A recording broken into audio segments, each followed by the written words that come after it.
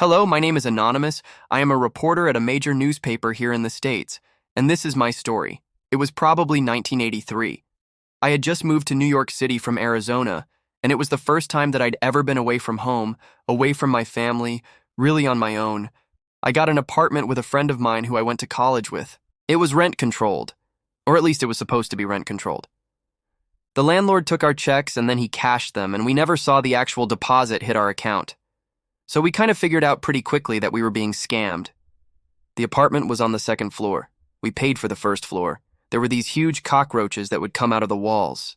The place was filthy. But we thought, well, this is New York City. This is kind of part of the charm, right?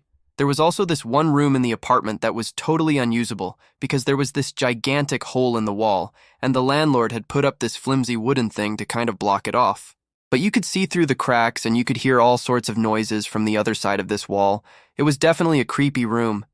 Neither one of us ever went in there. One night I came home from work and my friend wasn't home yet, but I had my key and I let myself in. As soon as I walked into the apartment, I knew something was wrong.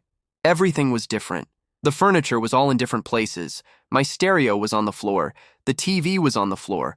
All of my clothes were strewn about the apartment, all over the floor, and I couldn't find my friend anywhere.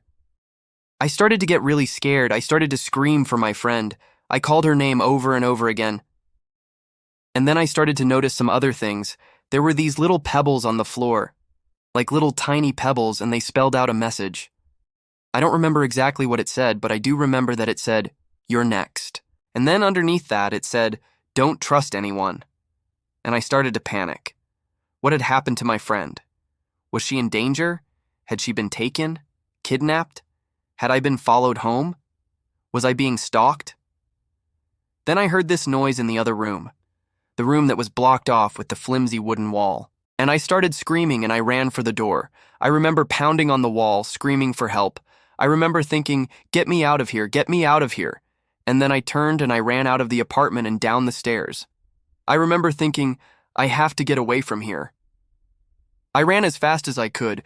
When I got outside, I looked back and I saw this man coming out from behind the building. And I remember thinking, oh my God, he's following me. And I started running again. I remember running down the street, looking over my shoulder, and I could see him gaining on me. I could see his face. He was smiling at me. I finally stopped running and I looked back and I saw that he stopped, that he was watching me from down the street. And then he did something that really freaked me out. He reached up and he pulled his skin back, like an Edward Scissorhands type deal. And then he flashed his teeth at me. And then he disappeared. I don't know if I was running around the block or if I was running up and down the street.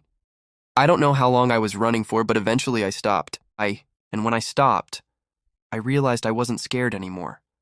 I was angry. I was furious. How dare this guy scare me like that? How dare he invade my space?